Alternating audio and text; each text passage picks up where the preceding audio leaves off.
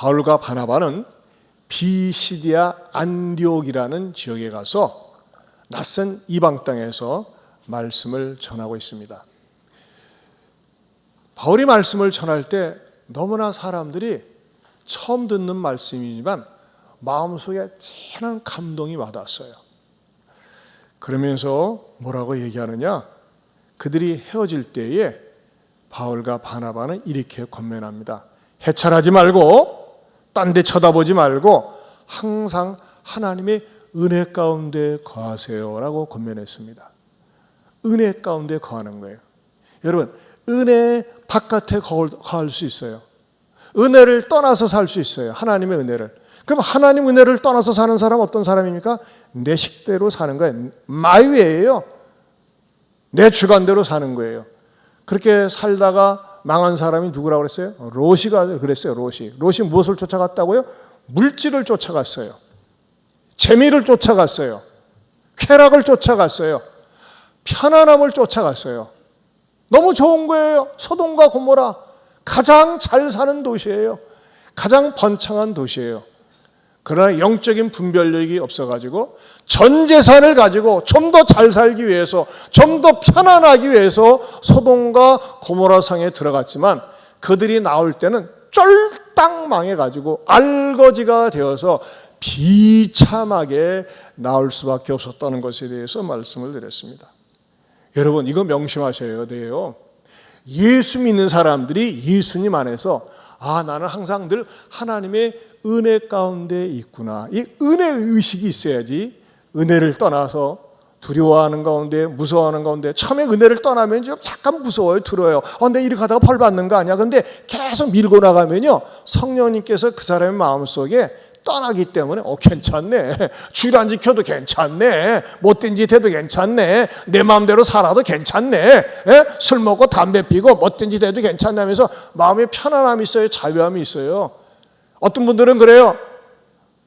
술 먹으면 지옥 가나요? 담배 피면 지옥 가나요? 지옥은 안 갑니다. 그러나 빨리는 갑니다.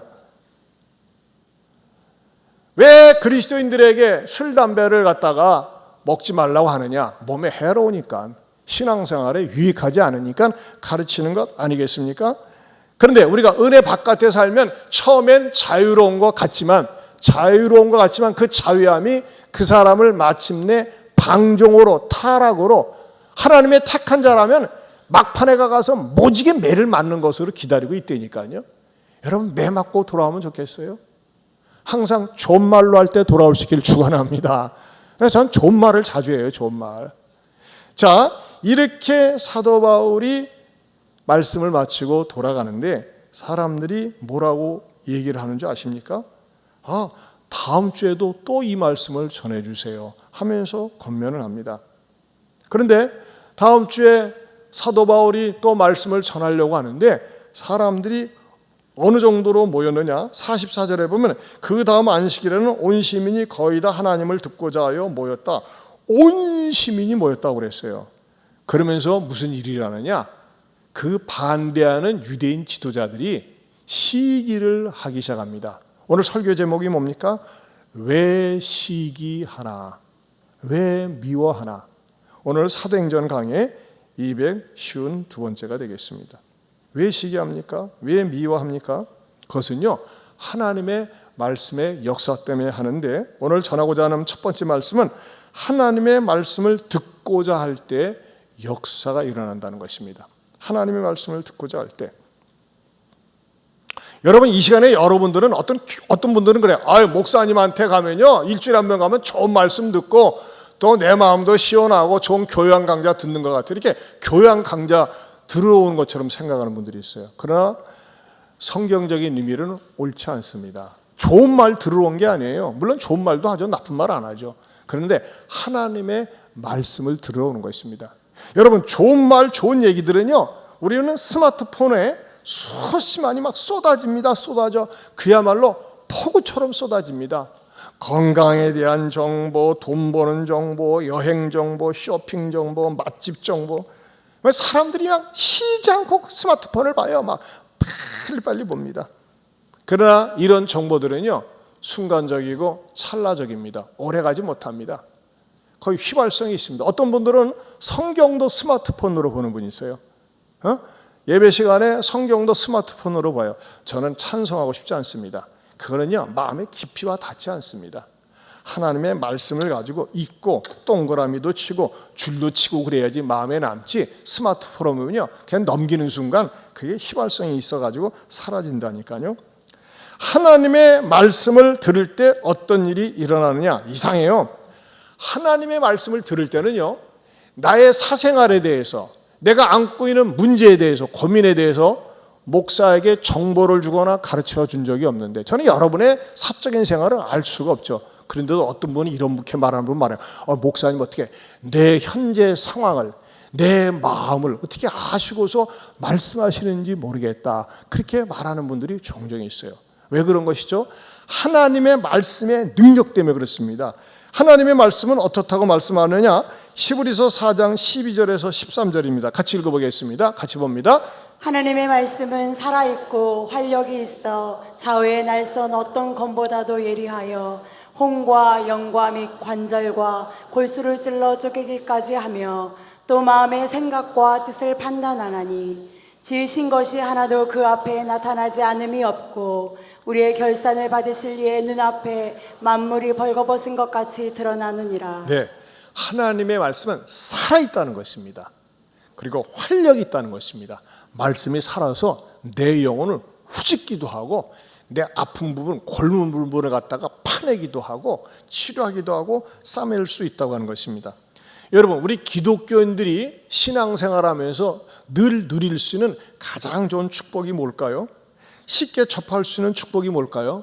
그것은 하나님의 말씀을 대할 수 있다는 것입니다. 하나님 앞에 나와서 예배를 드리며 말씀을 들으면요, 내가 내 문제를 얘기하지 않았는데도 불구하고 문제의 답을 찾기도 하고, 내가 어렵고 힘든 것 때문에 고민하고 있었는데 그 부분이 터치되어진다는 것입니다.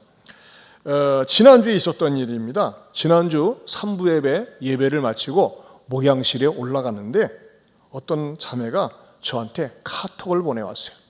안녕하세요 목사님, 청대부 이민영입니다. 오늘 너무나도 귀한 말씀 주신 것에 감사해서 이렇게 카톡을 보냅니다. 사실 최근 저의 삶이 전혀 감사가 나오지 않는 삶이었습니다.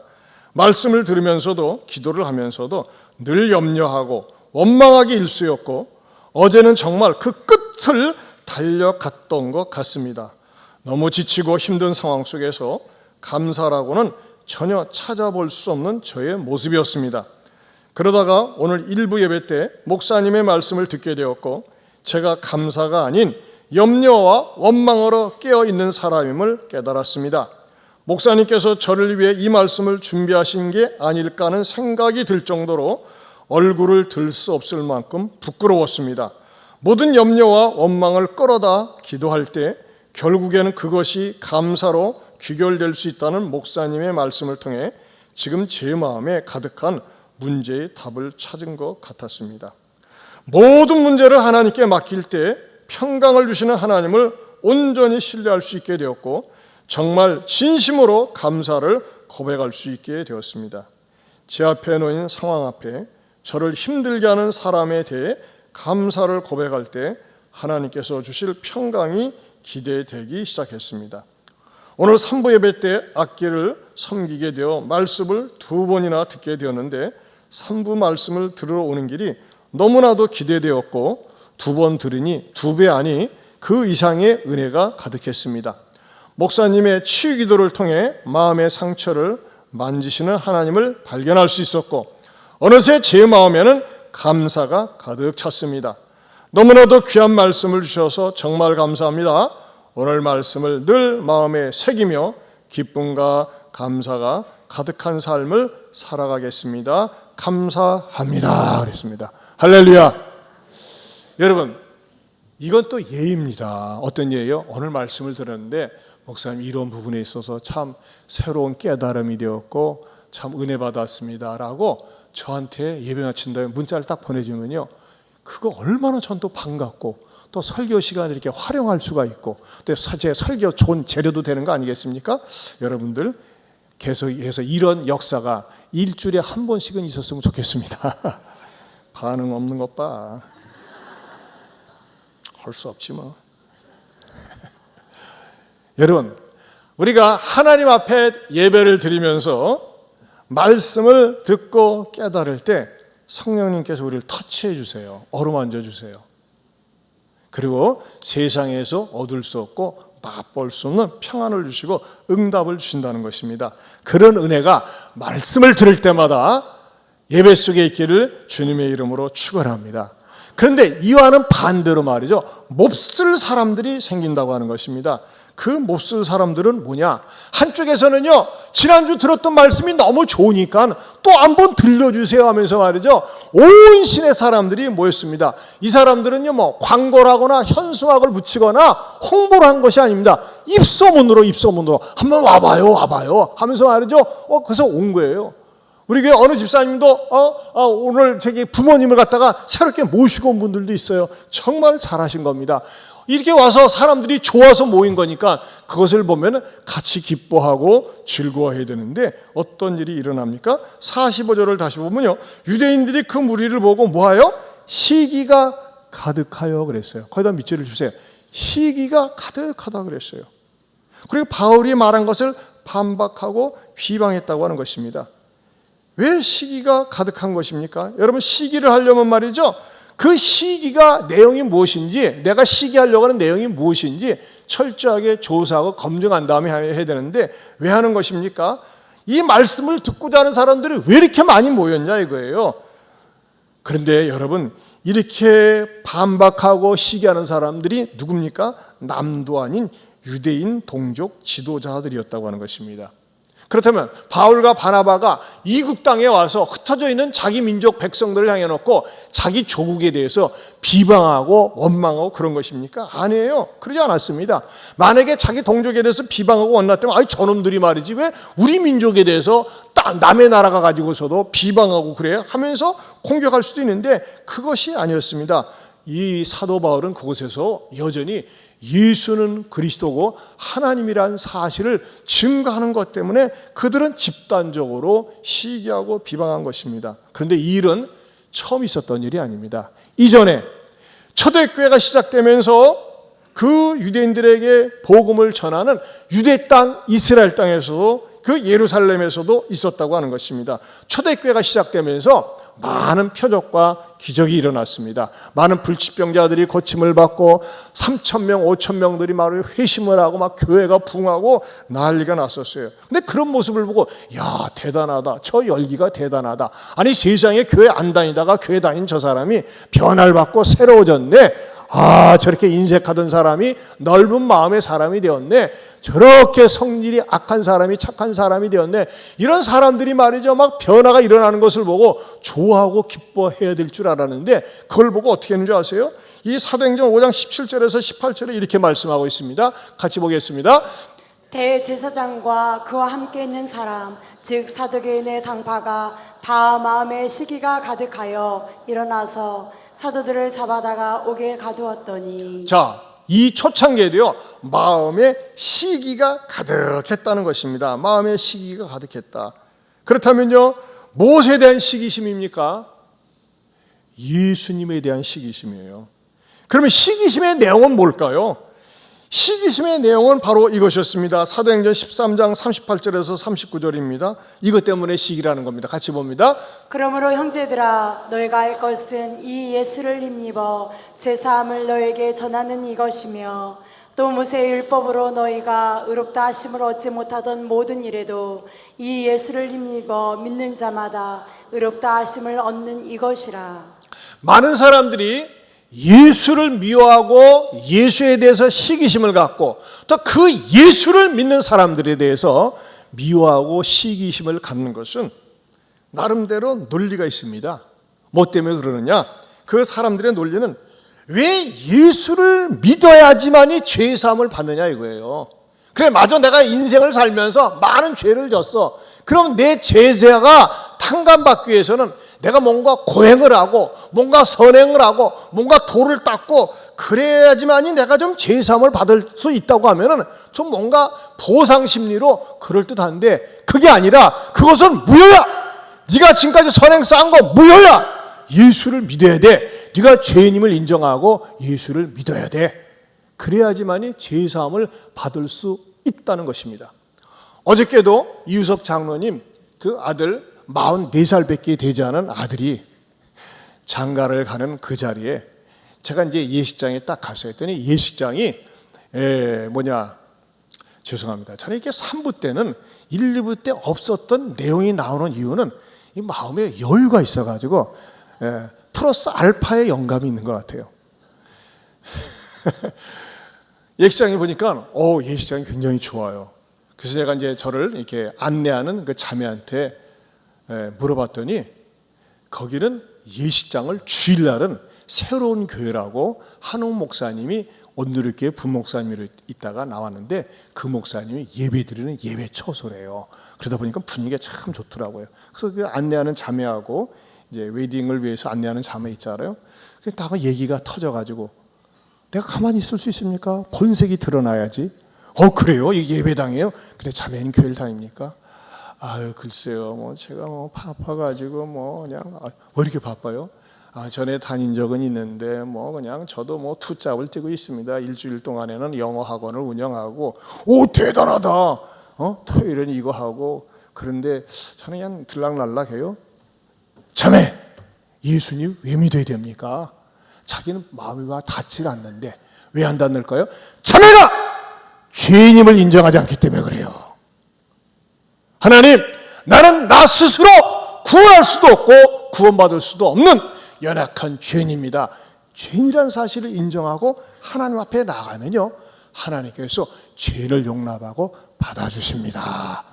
시간이 길지 않아가지고 코메시지에 이렇게 못 전했어요. 여러분, 아무리 내가 선을 쌓고 공로를 쌓아도요, 내 공로 가지고 죄 용서함 못 받아요. 그러나 예수님 앞에 나와서 하나님, 내가 내세울 것 없습니다. 나는 하나님 앞에 죄인입니다 라는 사실을 인정할 때 우리 주님은 죄를 용납하고 받아주십니다. 더 나아가서는요, 어떻게 하면 의로워지느냐. 여러분, 많은 사람들이 생각하는 오해 가운데 하나는 뭐냐, 내가 선한 일 많이 하고 착한 일 많이 하고 남도 구제하고 좀 뭔가 좋은 일을 많이 하면 의로워진다, 그런 생각입니다. 그런 순서가 바뀌었어요. 의로워지는 것도 내 공로가 아니라 내 선행, 내 수고가 아니라 예수님이 나의 죄를 위해서 십자가에 죽으시고 부활하셨다는 사실을 내가 믿을 때에 그 예수님의 의가 나한테 더해지고 나는 의로워질 수 있다는 것입니다. 그런데 이 진리를 사람들이 싫어하는 거예요. 예수 지가 뭔데 말이야, 저를 믿어야지만이 죄사함을 받고 의로워진다고 하는 거, 이게 기분 나쁘다는 것입니다. 그래서 사람들이 그렇게 예수 믿는 사람을 싫어하고 그 예수를 싫어하는 것입니다. 그 예수가 싫기 때문에 어떻게 했어요? 예수를 잡아서 처참하게 죽여버렸어요. 온갖 고문을 다 하고 온갖 종류의 피를 다 쏟게 한 다음에 죽여서 무덤에다가 완전히 매장을 했는데 세상에 그 예수가 3일 만에 살아난 거예요. 아니요. 그 시체를 훔쳐갔어 하면서 그 제사장들이 뇌물을 줘가지고 훔쳐갔다고 얘기하라고 그랬어요. 그런데 훔쳐간 겁니까? 아니에요. 부활하신 주님이 제자들에게 나타나고 500여 명의 이상 되는 사람들에게 나타나서 예수님이 부활하셨음을 보여줬고 그 부활하신 예수님을 전하는데 못 견디는 거예요. 사람들이 시기하는 겁니다. 여러분, 나 절간 열심히 다녀요. 부처님 열심히 믿어요. 그만 믿어! 뭐더러 절간은 다녀! 하면서 박해한다는 얘기 들어본 적 있습니까? 안 해요. 절간 열심히 다니고 부처님 믿는다고 박해하고 그런 일 없습니다. 나는 말이지 내 앞길이 흉흉해가지고 용하다는 점쟁이 찾아다녀. 그러면요, 무슨 점쟁이야지, 에이 점쟁이를 쫓아다니면서 박해하거나 미워하지 않습니다. 대충 생각을 해요. 그러나 예수님을 믿는다고 하면, 열심히 믿는다고 하면 열심히 못 믿게 합니다. 왜 믿어? 왜 주일마다 나가? 하면서 말이죠, 사람들이 미워하고 싫어합니다. 왜 그럴까요? 왜? 여러분, 그걸 알아야 돼요. 그것은요, 이 세상의 모든 교주들과는 다르게 기독교인들은 무슨 진리를 믿느냐? 절대적인 진리를 믿습니다. 그리고 예수님이라는 분을 절대적인 존재감을 가지고 믿는다고 하는 것입니다. 만약에 이렇게 믿는다면요, 우리 그리스도인들이, 예수 믿는 사람들이 핍박당하거나 어려움을 당하지 않습니다. 그래, 그저 종교 믿는 거는 자기가 집안이 태어나서 불교 집안에서 태어났으니까, 유교 집안에서 태어났으니까, 미신 집안에서 태어났으니까 그냥 태어난 그 환경 때문에 부모 쫓아서 믿는겨. 조상신을 믿건 어느 시간을 믿건 달신을 믿건 개신을 믿건 고무신을 믿건 지가 알아서 좋은 대로 믿으니까 냅둬버려. 그러다 천당 아니면 지옥 그냥 알아서 가겠지. 그래, 종교인들끼리 서로 나눠 먹으면 되잖아. 자기 취미대로 적성대로 기호대로 기분대로 믿는 게 하면서 말이죠. 서로가 좋은 게 좋은 거니까 알아서 믿자고 얘기하면요, 싸울 일도 없고 그럴 텐데 뭐 굳이 예수만 믿어야 되냐고 그러느냐, 너희들은 너무나 독선적이다 하면서 공격을 해야 된다고 하는 것입니다. 여러분, 맞습니다. 기독교 독선적입니다. 그래, 왜 독선적일까요? 진리가 절대적이기 때문에 그렇습니다. 예수님이 이렇게 말씀하셨어요. 요한복음 14장 6절에 같이 보겠습니다. 내가 곧 길이요 진리요 생명이니 나로 말미암지 않고는 아버지께로 올 자가 없느니라. 여러분, 이 세상에 어떤 종교 교주도 이런 비슷한 말조차 해본 적이 없습니다. 내가 곧 길이요 진리요 생명이니 나로 말미암지 않고는 아버지께로 올 자가 없다고 독보적인 말씀을 하셨다고 하는 것입니다. 이 다른 종교 교주들이, 다른 종교인들이 이런 말을 들을 때 열불이 난다고 하는 것입니다. 아니, 그러면은 타 종교의 교주는 길이 아니라는 거예요? 맞아요. 길 아니에요. 갓길이에요. 곁길이에요. 정도가 아니에요. 진리가 아니에요. 생명도 아니에요. 왜 그러느냐? 예수님께서는 이것에 대해서 명확하게 분명하게 이렇게 말씀하셨어요. 요한복음 5장 24절 같이 보겠습니다. 내가 진실로 진실로 너에게 이르노니 내 말을 듣고 또 나 보내신 이 예수를 믿는 자는 영생을 얻었고 심판에 이르지 아니하나니 사망에서 생명으로 옮겼느니라. 네, 이렇게 예수님께서는 단정적인 말씀, 단정적인 증거를 보여주셨습니다. 왜 그러느냐? 여러분, 모든 종교의 교주들은요, 죽음에서 끝이 났습니다. 그러나 예수님만은 유일하게 죽음을 정복하고 3일 만에 부활하셨습니다. 그리고 부활하신 증거를 분명하게 보여주었고, 그 부활하신 사건이 역사의 기점으로 AD와 BC를 마련해 주셨다고 여러분에게 말씀을 드렸습니다. 그렇다면 세상 다른 종교와 그 교주들의 가르침은 전부 다 뻥이고 거짓인가? 그렇지는 않아요. 자, 보세요. 세상 다른 교주와 종교의 말씀은 어떤 말씀일까요? 자, 제가 앞부분 읽으면 뒷부분 여러분 읽어보세요. 세상의 다른 교주와 종교의 말씀은 어떠합니까? 살아있을 때만 그냥 좋은 말씀, 선한 말씀. 그러면 예수에게 있는 말씀은 어떤 말씀일까요? 생명의 말씀. 자, 이게 무슨 차이냐? 여러분, 이 요즘 스님 가운데 법륜 스님 참 말을 잘해요. 둥글둥글하게 말이죠. 네, 세상에 이 말 듣고 기절할 뻔했어요. 어느 모교의 권사님이 세상에 법륜 스님 말씀을 듣고 은혜를 받았다고 설교를 한다고 그걸 주구장창 듣는데 참 뭐대로 권사 직분마다 하든지 모르겠어요. 법륜은요 진짜 말을 잘해요. 맥히는 게 없어요. 근데 여러분, 그 법륜의 이야기나 세상 모든 종교인들의 가르침은 어떤 가르침일까요? 살아있을 때 좋은 얘기인 것만은 사실이에요. 그리고 선한 말씀인 것만은 사실이에요. 하지만요, 차이점이 있다면 그건 뭘까요? 생명의 말씀은 되지 못한다는 것입니다. 생명의 말씀은 되지 못합니다. 왜 그러느냐? 오직 기독교에서만 생명의 말씀이 있습니다. 왜 그런 것이죠? 이 생명의 말씀, 우리 주님으로부터 흘러나오는 이 생명의 말씀은 죽은 영혼을 살리고 내일이 없는 세계에 미래를 주고 지옥 대신에 천국을 가져다 준다는 것입니다. 그런데 이 세상 교주의 말씀 속에는 이게 없어요. 그냥 그 순간 듣기 좋아요. 그러나 영속성이 없습니다. 이 세상 교주의, 세상 종교인들의 가르침은 뭐예요? 연기와 같은 거예요, 연기. 시간이 지나면서 사라지고 소멸됩니다. 여러분 가운데 이 얘기에 대해서 다른 종교를 깐다고 얘기를 하고 공격할 수 있는 그런 마음을 가질 수 있지만, 그러나 여러분, 사실과 진실을 얘기하지 않을 수가 없습니다. 여러분, 예수가 나의 주, 나의 하나님으로 모시고 사는 사람들에게는 영생이 그 사람에게 선물로 주어지고 그 사람이 죽을 때 그 사람의 영혼은 하나님 앞에 천국으로 인도함을 받습니다. 그리고 육체는 화장을 하건 매장을 하건 완전히 사라지지만요, 그 사람이 살아생전에 믿었던 예수 그리스도의 영생의 영원한 DNA 유전자가 우리 주님 영광스러운 모습으로 재림하실 때 우리도 내가 가지고 있는 영생의 영원한 말씀 때문에 영원한 몸으로, 썩지 않을 몸으로 부활해서 주님을 만날 수 있다는 것입니다. 이게 기독교의 독보적인 진리예요.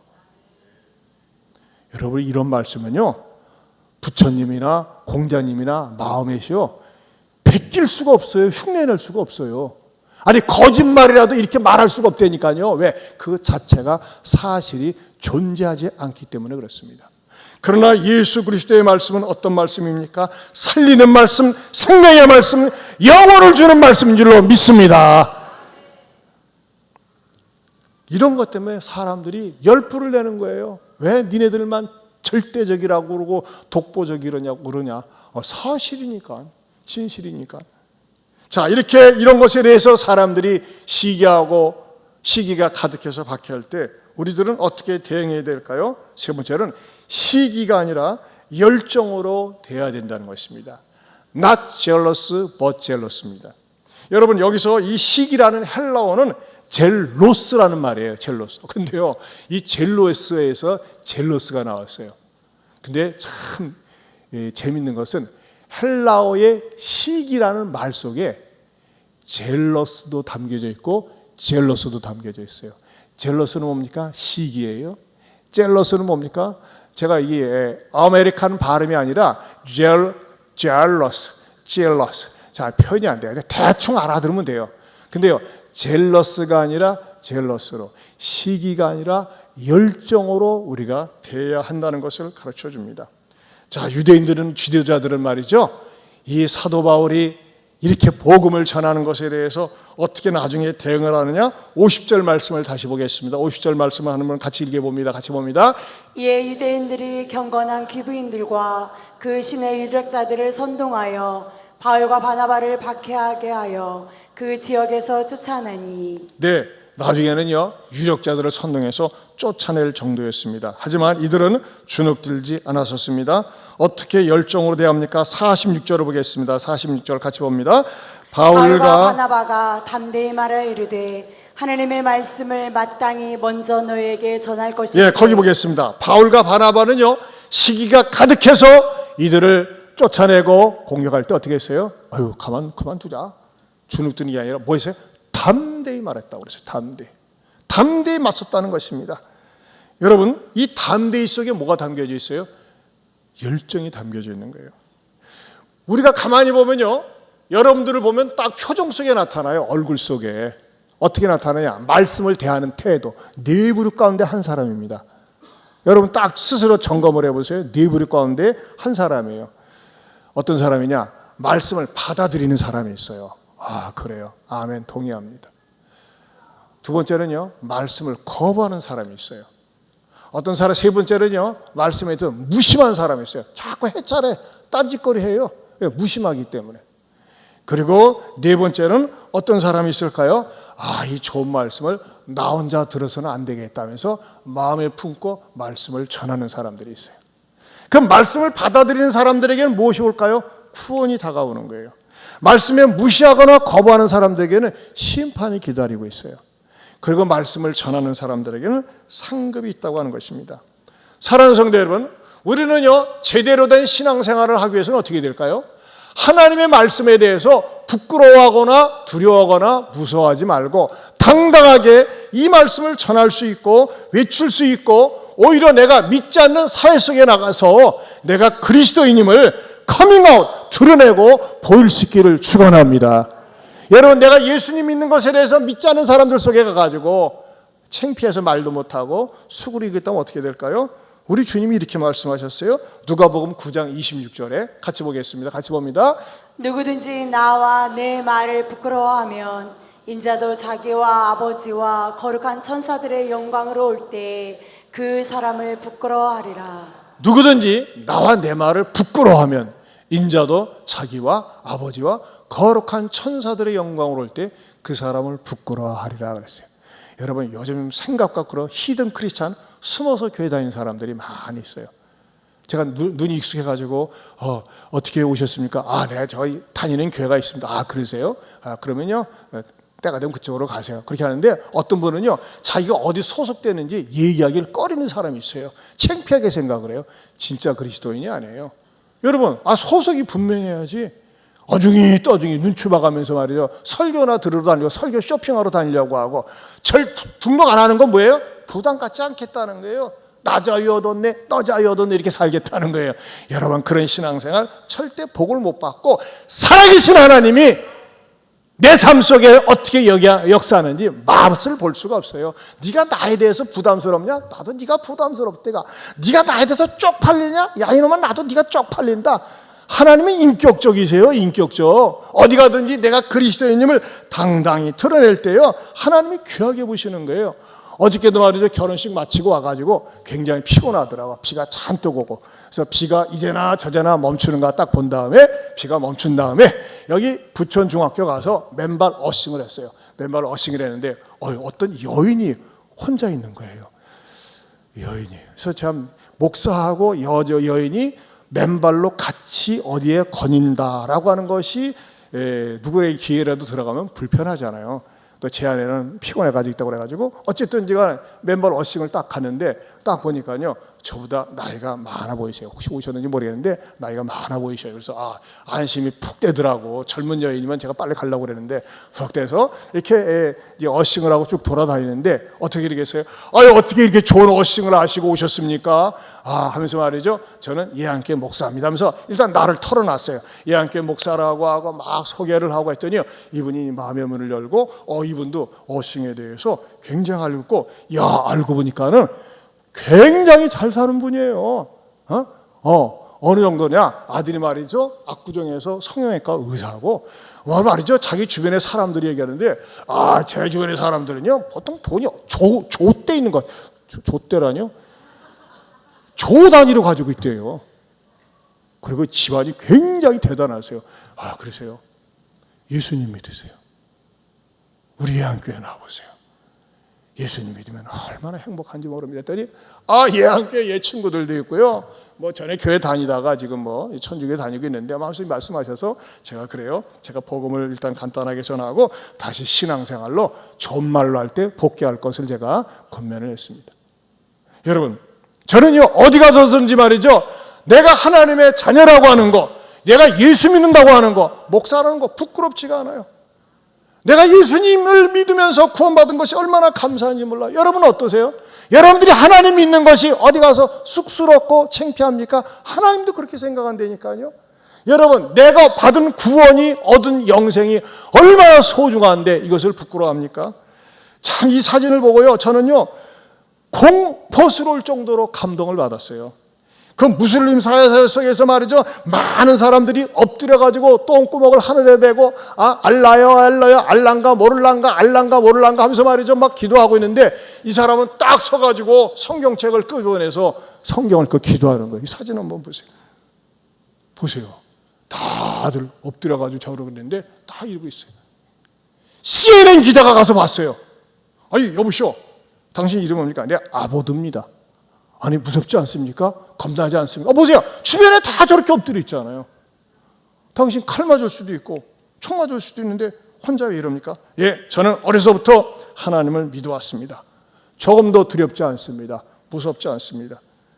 이 사람들은 알라가 위대하다고 그러지만 저는 유일하신 창조주 하나님을 믿고 이 사람들도 구원을 받아야 될 사람들이기 때문에 이 사람들이 엎드려서 알라 앞에 머리 숙이는 동안 저는 성경을 읽으면서 이 사람들을 위해서 기도하고 있는 것입니다. 그러는 거예요. 이야, 우리 박수 한번 쳐줘야 돼요. 박수 한번.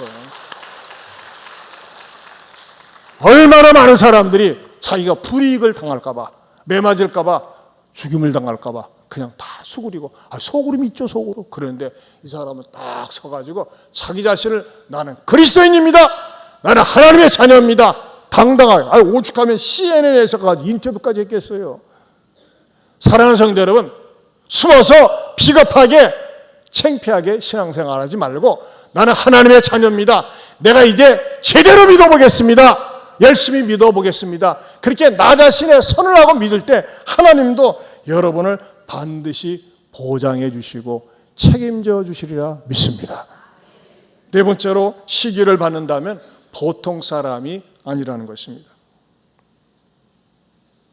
여러분, 이 세상의 종교 교주들 가운데 예수님처럼 시기를 받아본 분이 없어요. 모함을 받아본 분이 없어요. 이렇게 비참하게 죽임을 당한 분이 없어요. 그러나 예수님은 죽음을 정복했어요. 왜 예수님이 그랬을까요? 이 땅에 사는 종교 교주들하고는 질적으로 차원이 다르기 때문에 예수님은 이 세상의 모든 종교 교주들은요, 위대한 분이에요. 훌륭한 분이에요. 좋은 말씀을 많이 하셨어요. 그러나 그들은 진정한 리얼 세이비어, 진정한 구세주가 되지 못합니다. 예수님만이 유일하게 죄와 죽음과 심판으로부터 구원해 주신 구원자이심을 믿습니다. 동의하십니까?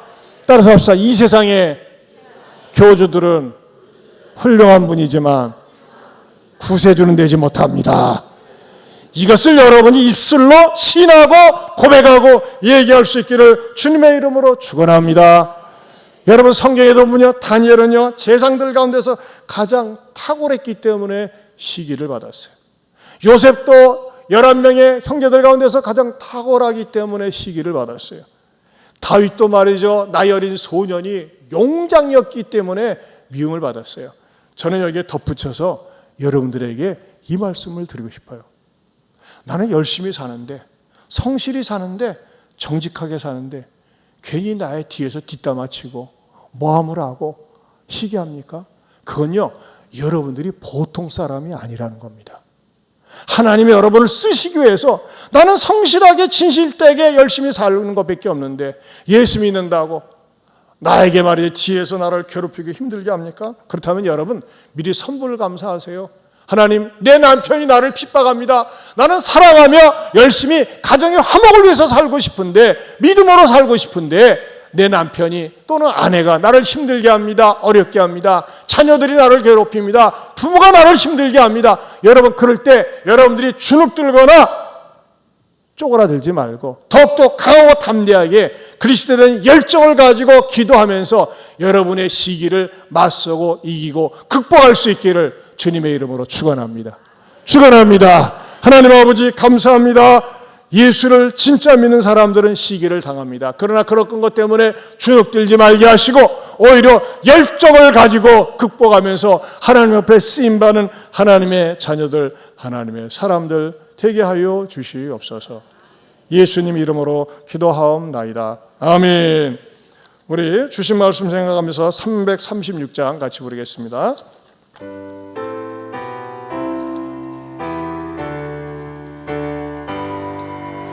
환난과 핍박 중에도 성도는 신앙 지켰네. 이 신앙 생각할 때에 기쁨이 충만하도다. 성도의 신앙 따라서 죽도록 충성하겠네. 옥중에 대인 성도나 양심은 자유 얻었네. 우리도 고난 받으며 죽어도 영광 되도다. 성도의 신앙 따라서 죽도록 충성하라. 같이 일어서서 보겠습니다. 성도의 신앙 본받아 원수도 사랑하겠네. 인자로 행실로 이 신앙 전파하리.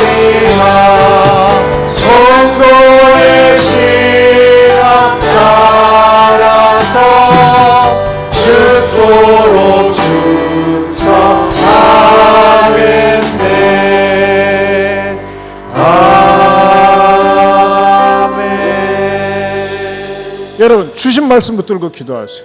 여러분 눈을 감고 생각을 해보세요. 여러분들은 예수 믿는 신앙 때문에 얼마나 시기를 받아보고 얼마나 박해를 받아본 적이 있습니까? 그런 적 대부분 없습니다. 박해를 받고 있습니까? 시기를 받고 있습니까? 감사함으로 받아들여 보세요. 당당하게 나가세요. 열정으로 나가세요. 그런 어떤 사람들은요, 너무나 게으르고 너무나 나태해서 툭 하면 주일 빠지고 놀러가고 구경 가고 여행 가고 모임 가면서 말이죠, 주일 신앙을, 주일 성수를 꽃감 빼먹듯이 빼먹는 사람이 있어요. 절대 믿음 잘하지 못합니다. 부끄러운 신앙이 됩니다. 회개하세요. 하나님, 철저하게 주일은 지키면서 믿음 생활 제대로 하겠습니다. 말씀을 받아들이고 말씀을 나누고 말씀의 사람이 바로 제가 되겠습니다. 여러분 다짐할 때 하나님도 그 사람을 책임져 주세요. 하나님, 하나님의 말씀대로 순종하지 못하며 산 거 용서해 주시고 무슨 일 있어도 주일 성수를 하며 하나님 말씀대로 순종하며 살겠습니다.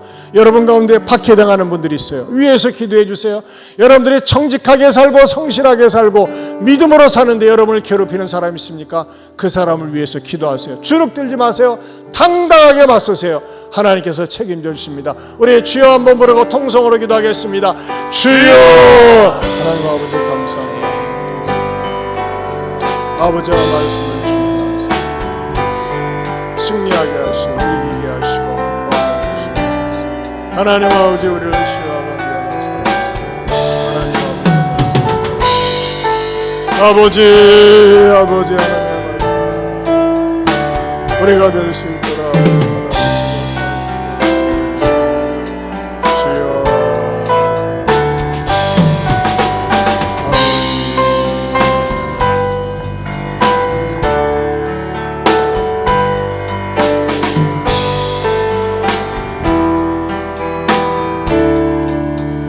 하나님 아버지 오늘도 말씀을 통해서 찔림을 주심을 감사합니다.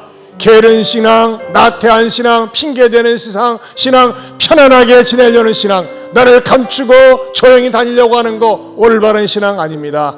하나님 앞에 당당히 내가 하나님의 자녀임을 드러내고 하나님 앞에 제대로 된 신앙생활을 우리가 되게 하여 주시옵소서. 모태신앙이라고 하고 교회 다닌 지 오래되었지만 아직도 세상적인 재미에 파묻혀서 툭 하면 주일을 빼먹고 툭 하면 여행 다니고 놀러 다니고 구경 다니고 모임 다니고 개모임 쫓아다니면서 주일 성수를 어긋나는 거 용서하여 주시고 철저하게 주일을 지키며 말씀 중심으로 훈련을 받는 올바른 성도, 우리 주님 모시기에 부끄럽지 않은 담대한 성도들이 되게 하여 주시옵소서. 주님, 우리 성도들 가운데 시기를 받고 박해를 받는 성도들도 있답니다.